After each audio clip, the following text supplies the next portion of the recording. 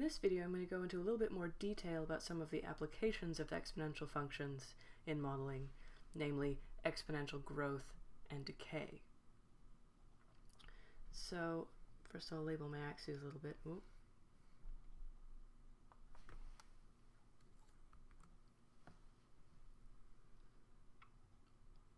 First I'll label my axes, right? Here's y, here's x.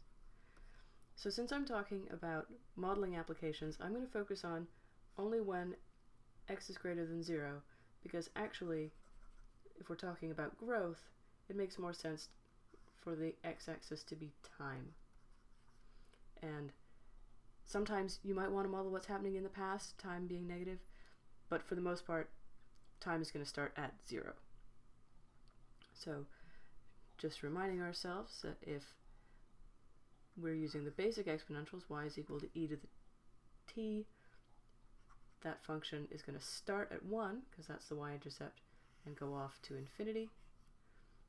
And simple exponential decay, if y is equal to e to the negative t,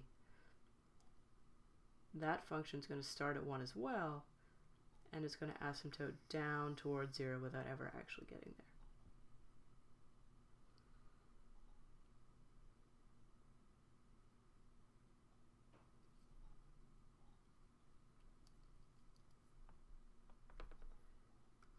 And the general form of an exponential growth function usually has a multiplier. Y is equal to n at time 0, e to the r of t, where since in its basic form e to the t starts at 1, the multiplier changes the y-intercept so that it's the initial population size. Whatever n0 is where your population starts. And r tunes how quickly it goes off to infinity if r is positive, or how quickly it decays towards 0 if r is negative. So when r is negative, we call it a decay rate, and when r is positive, we call it the growth rate. It's important to know that if r is equal to 0, there's neither growth nor decay, because n0 times e to the 0 times t, e to the 0 is just 1, so it stays at n0 forever.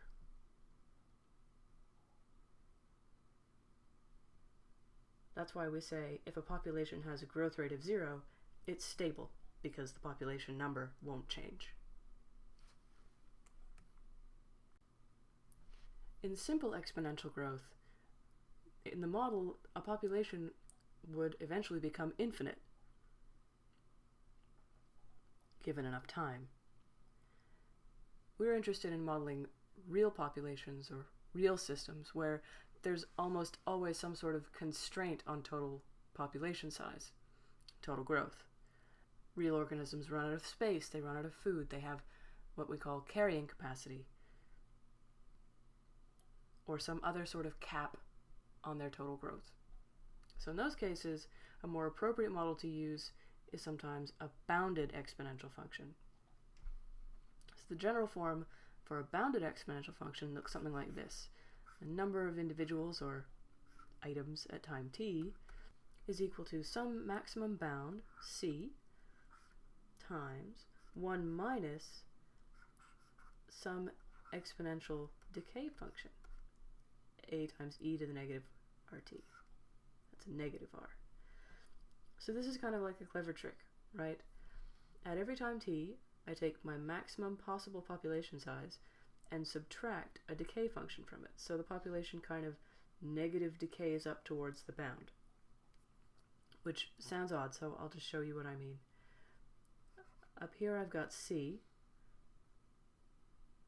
and my population is going to start somewhere at n0, and as time goes forward, it's going to kind of negative decay up towards the bound and never quite reach it. But what's my n0? I didn't define it up here. Well, n at time 0 is c times 1 minus a e to the 0 which is just c times 1 minus a. I'm pointing this out so that if you're ever making a model and you know what your initial population size is and you know what your maximum upper bound is, then you can use those to give you the value of a you should use in this kind of expression. And just like in the other exponential growth equation, the value of r tunes how quickly your population grows. So if r is smaller, it'll take longer to reach the upper bound, and if r is larger, the population will reach the bound very quickly. And if r is positive, then what you actually end up with is you get back to it being a decay.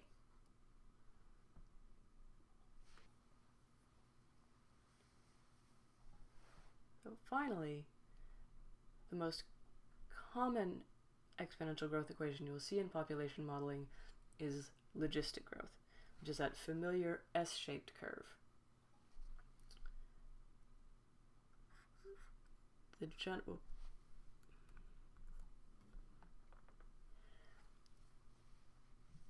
So the simplest logistic function is defined as n at t is equal to 1 over 1 plus e to the negative t. And that produces a curve that looks like this. It goes asymptotes over here, starts to grow, and then slows down, and asymptotes again at 1. And it goes through the y-axis at 0.5.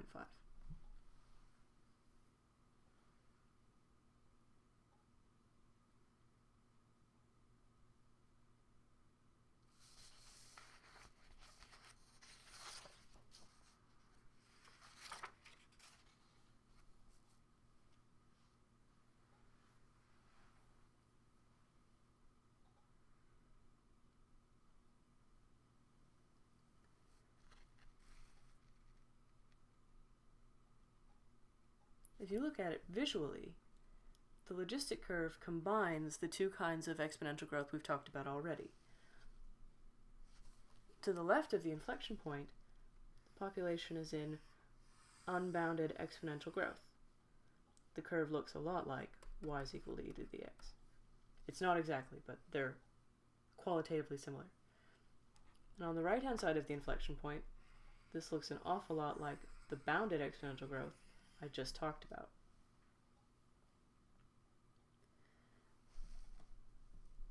This is why logistic growth is such a good representation of what happens in real populations, because in a real population, at the beginning of growth, when the population is small, you're unlikely to have a constraint, and so growth will follow approximately a simple exponential growth curve.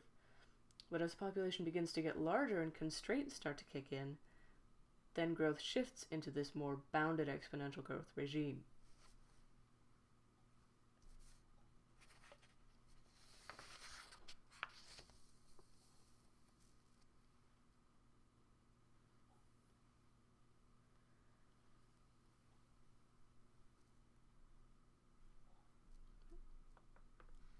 So, as with all the other functions we've talked about, one can add parameters to stretch and shift and compress and move logistic growth equations. So the more general form of logistic growth is n at t is equal to some upper bound c divided by 1 plus a, some constant e to the negative rt.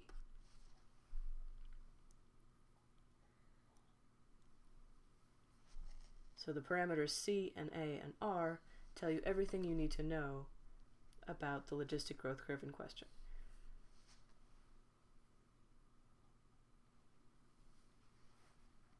You may have seen very similar curves using r and n and k.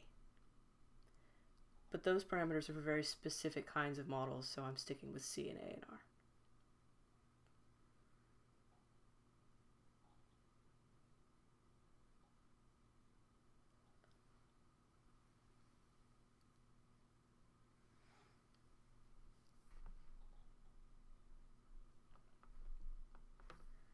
So first, let's talk about a. A moves around the inflection point of our function.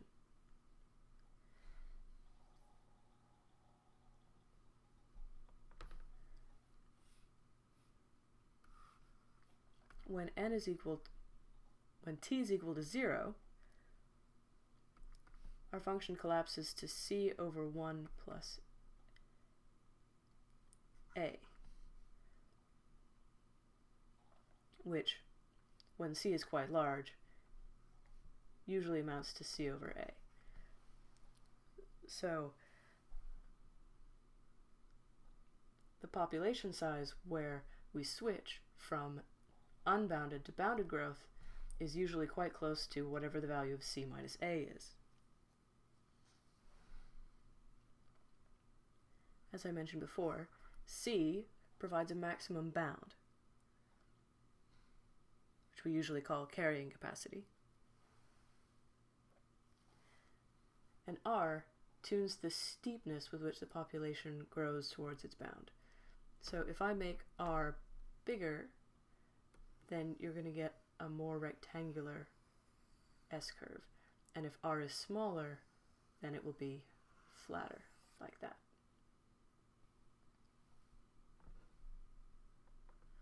The last thing I want to talk about with our logistic growth function has to do with time. And I've already talked about how changing a changes the value of population size where the inflection point is. But sometimes you might want to know exactly when the inflection, what point in time the inflection point will happen. So if we assume, which we didn't before, that the minimum population size is 0, we can do the following little bit of algebra. So by definition, since this is a symmetric function, if we go from 0 to c, the inflection point will happen at c over 2. So if we want to solve for the time when c over 2 was equal to c over 1 plus a times e to the negative rt. So with a little bit of algebra, we eventually get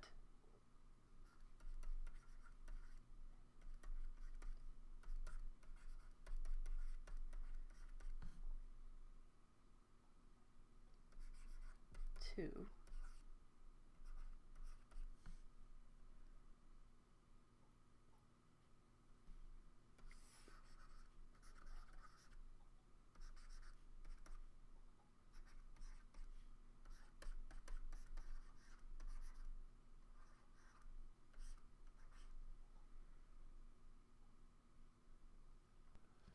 So now we can say if we assume our minimum population size to be 0, then the coordinates of the inflection point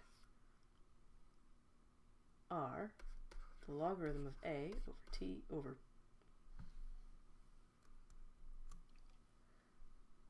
the logarithm of a over r and c over 2.